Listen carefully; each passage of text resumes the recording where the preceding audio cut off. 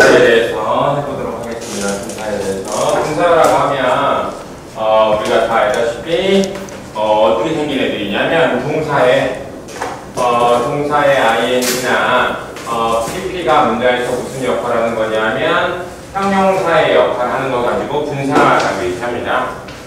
그래서 항상 동사의 ing나 pp가 형용사의 역할을 하기 때문에 분사 자리는 되게 쉽게 할 수 있어요. 일반 형용사랑 자리가 똑같기 때문에 우리가 쉽게 알 수 있습니다. 그래서 첫 번째 이제 분사의 자리를 보면요, 우리 명사를 형용사 꾸밀 때 앞에서 꾸미죠. 마찬가지로 앞에 명사 앞에 이렇게 분사 자리가 올 수 있습니다.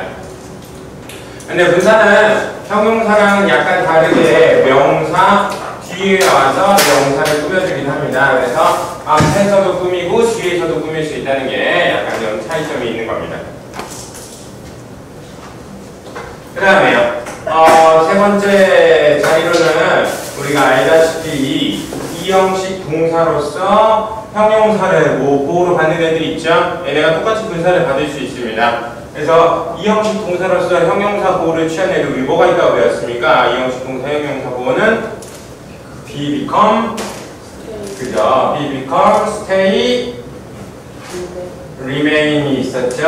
remain 말고도 사실 지각 동사라고 해서 looks and 이런 애들 또한 형용사를 볼 수 있고요. 그 다음에 네 번째로는 우리 오형식 동사로서 목적격 보호로서 분사가 등장할 수 있죠. 이런 오형식 동사들은 뭐가 있었습니까? 우리가 알고 있는 keep, 그 다음에 find, 그 다음에 consider, 그 다음에 make, 그 다음에 우리가 알고 있는 leave 정도가 있죠.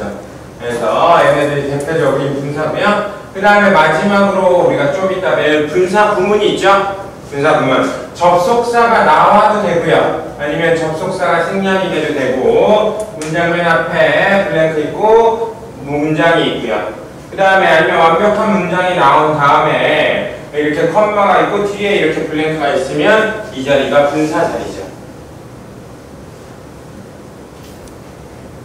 이게 되나요? 어렵지 않죠? 자리들이. 그러면 이제 첫 번째 자리들부터 문제를 푸는 거 한번 해보도록 하겠습니다. 문제를 푸는 거는 이제 앞에서 꾸밀 때죠. 앞에서 꾸밀 때. 이렇게 앞에서 꾸밀 때는 동사의 ing냐 이제 분사끼리 구분해 주는 거잖아요. 앞에서 꾸미는데. 이 앞에서 꾸밀 때는 이렇게 앞에서 꾸며줄 때 ing냐 pp냐를 고를 때는요, 어떻게 해야 되냐면 해석해야 됩니다. 이 명사를 주어로 놓고 여기를 동사로 놓고 능동태처럼 해석이 되면 ing고요, 수동태처럼 해석이 되면 pp가 된다고 합니다. 예를 들어 볼게요. 해석해야 돼요. 앞에서 꾸밀 때는. 그래서 예를 들어보면 이런 거라든지 A는 prefer, B는 preferring, 아니면 이런 거, 그 다음에 B는 proposed, 이런 거라든지 이런 걸 보겠습니다. 그러면 이제 뭐가 되는지 볼게요. A는 첫 번째 겁니다. preferred냐 preferring이냐 이거 어떻게 푼다고 얘기했어요? 해석해줘. 그러면 주어 동사 놓고 해볼게요. 민지가 주어고요. prefer가 이렇게 동사처럼 나왔습니다. 그러면 민지가 수단 방법이죠. 방법이 선호하는 게 아니라 선호되어지겠죠. 그러니까 당연히 정답은 수동태처럼 해석이 되니까 preferred means가 되겠죠. 선호되어진 방법이라가지고. 마찬가지입니다. 플랜이 제안하는 게 아니라 제안되어졌으니까 proposed plan이라고 해야 됩니다. 아시겠죠? 그래서 이렇게 앞에서 꾸며줄 때는 이런 식으로 풀어줘야 된다는 거. 근데 좀 예외가 있습니다. 예외가 어떤 게 있냐면 우리가 알다시피 equipment가 있습니다. 그래서 A는 existing, 그 다음에 B는 existed 이렇게 있으면요, 뭐가 정답이겠어요? existing이에요? existed이에요?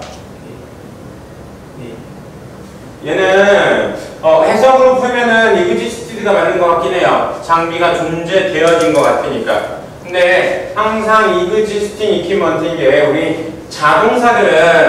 우리 이런 자동사들은 수동태가 못 됐죠. 마찬가지로 자동사들은 PP 형태가 안 써집니다. 그래서 항상 ing를 쓸 거예요. 그래서 책에도 나와 있고 제 거 밑에도 나와 있는데요. 어디 나와 있냐면 책에는 141쪽, 그 다음에 핸드아웃에는 밑에 나와 있죠.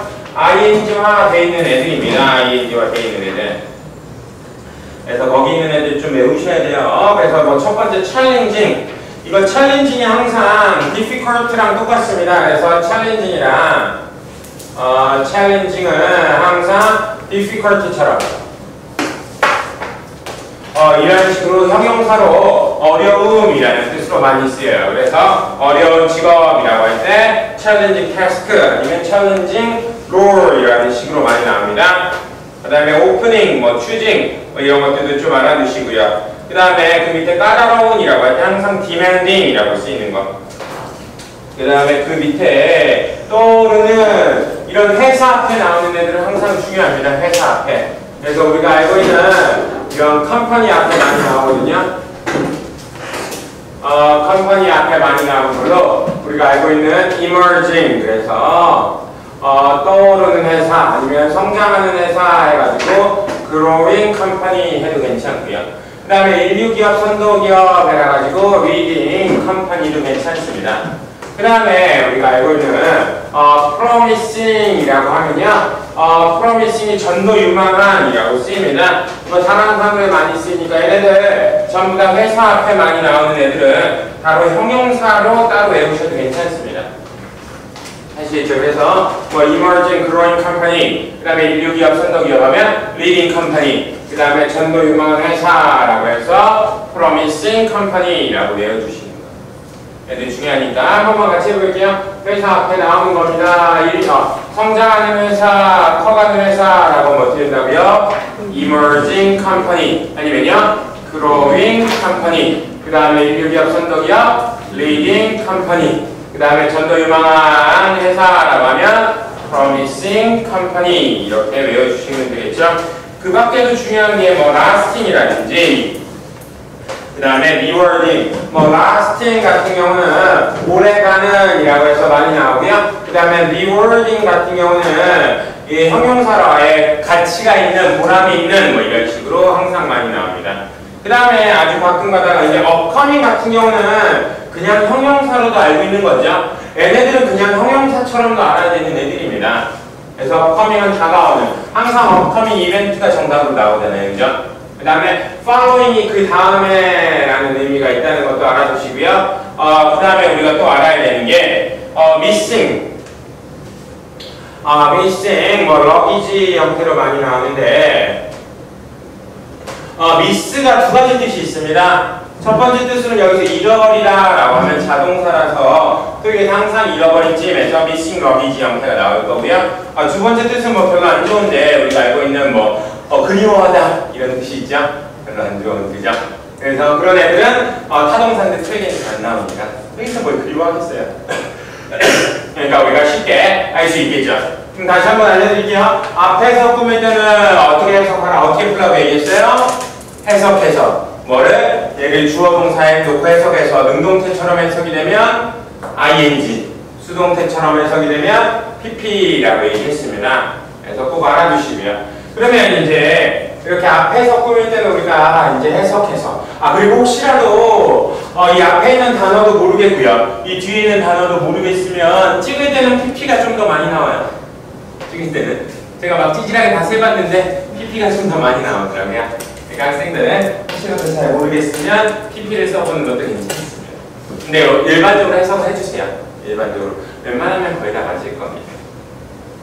그 다음에 두 번째는 뒤에서 꾸미는 거죠. 후치 수식일 때는 명사가 있고 뒤에서 꾸밀 때는요 ing냐 pp냐 자동사들 빼놓고는 목적어의 의무로 푸시면 됩니다. 아시겠죠? 그래서 목적어가 있으면 ing, 목적어가 없으면 pp. 근데 어디서 꾸미는지 봐야 돼요. 뒤에서 꾸미면 됩니다. 뒤에서. 앞에서 꾸밀 땐 항상 뒤에 명사가 있으니까 잘 보시고요. 꾸치 수식할 때는 이런 식으로 온다는 거. 이해가 돼요? 그 얘네 둘도요. 얘네 둘도 꾸치 수식처럼 풀어주시면 돼요. ing냐 pp냐는 목적어의 유무 정도. 이해가 됩니까? 그러면 이제 분사 구문만 해보면 되겠네요. 분사가 의외로 빨리 끝나요. 어렵지 않아서.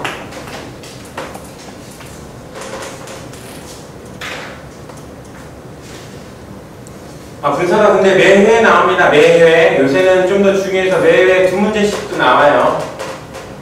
매회 2문제씩 나오니까 꼭 잘 알아두세요. 언제나 앞에나 뒤에서 꾸미는 게 한 문제랑요. 그 다음에 요새 분사 구문도 한 번씩 나오더라고요. 분사 구문의 정의는 알죠? 분사 구문의 정의는 부사절 접속사 플러스 주어 동사가요. 뭐로 바뀌냐면 동사의 ing나 pp로 바뀌는 거죠. 물론 접속사가 이렇게 나올 수도 있고요. 접속사가 나올 수도 있고 안 나올 수도 있습니다. 알고 있지 않나요? 부사절 접속사가 이렇게 생략돼서 ing냐 pp냐. 얘도 마찬가지입니다. 목적어의 유무로 풀 수 있어요. 거의 다. 그래서 능동태, 수동태 잘하면 잘합니다. 자리 잘 보셔야 돼요. 문장 맨 앞이랑 문장 뒤쪽에 컴마가 있고 나오면 무조건 분사구문. 이 두 개만 잘하시면 우리가 문제를 다 풀 수가 있습니다.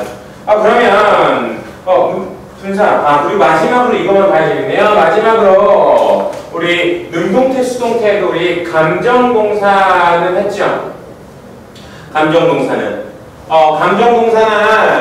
사람을 꾸밀 때는 뭐였어요? 사람을 꾸밀 때는 pp가 꾸미고요. 사물을 꾸밀 때는 당연히 ing 형태가 될 겁니다. 그래서 블랭크가 나오고요.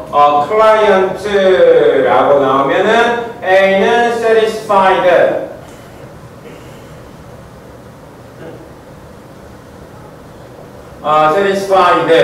B는 satisfying 이렇게 나와 있어도요. 우리가 클라이언트니까 항상 satisfied겠죠. 만족한 고객들. 만약에 클라이언트가 아니라 presentation 이런 식으로 나왔으면 당연히 satisfying presentation이 되겠죠. 감정동사니까. 이것만 기억하시면 우리가 문제 풀 때 아무 어려움이 없는 것 같아요. 그럼 뒤쪽에 있는 문제 보면서 빠르게 해보도록 하겠습니다. 순간 문제 드릴게요.